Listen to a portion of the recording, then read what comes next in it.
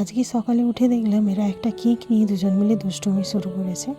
তো তার পাশাপাশি আমি চলে গেলাম অল্প কিছু চিঁড়ে নিয়ে সেটাকে মাখা করতে। তো চিঁড়েটাকে মাখা করে নিয়েছিলাম ভালো করে। এতে বেশি কিছু দিইনি, অল্প পরিমাণে চিনি, একটু দুধ আর একটু নুন দিয়েছিলাম। তো এটা দিয়ে ভালো করে মাখা করে নিয়েছিলাম। আমি যেহেতু একবার এটা খুব ভালো করে মাখা করেছিলাম, তারপরে প্রতিবারই আমাকে এটা মাখা করতে হয়, তো সেই জন্য কোনো ভালো জিনিস করতে নেই। এর আগের দিনকে মেলা থেকে যে প্লেটটা কিনে এনেছিলাম ছোট দেখে, কিউট দেখে, তো তাতে অল্প পরিমাণ নিয়ে নিলাম।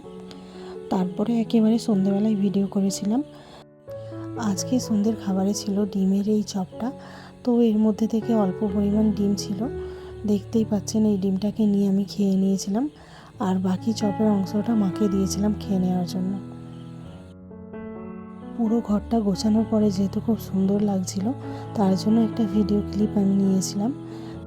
যেহেতু অনেকদিন যাবৎ ঘর গোছানো হয়নি, তার জন্য অনেকটা পরিমাণে পরিশ্রম করতে হয়েছিল। তার পাশাপাশি এখানে কিছু কাঁচের আর কিছু ক্রকারি সেট ছিল।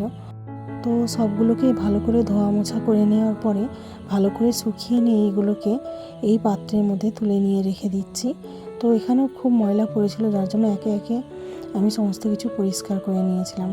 আর এখানে আমার হাতে যে চিহ্নগুলো দেখতে পাচ্ছ, এগুলো আমার দিদির মেয়ে খেমচে নিয়েছিল।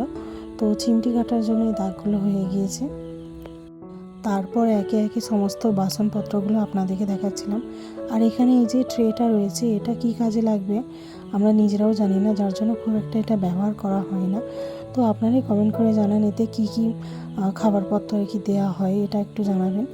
তারপরে এখানে একে একে আমি বাসনপত্রগুলো দেখাচ্ছিলাম। তো খুব বেশি ডিজাইনের কিছু ছিল না। এই প্লেটটা আমার কাছে বেশ সুন্দর লাগে।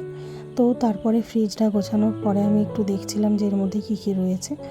তারপরে দেখলাম এর মধ্যে শুধুমাত্র মাছ রয়েছে, বিভিন্ন রকমের মাছ এখানে ভর্তি করে রাখা হয়েছে।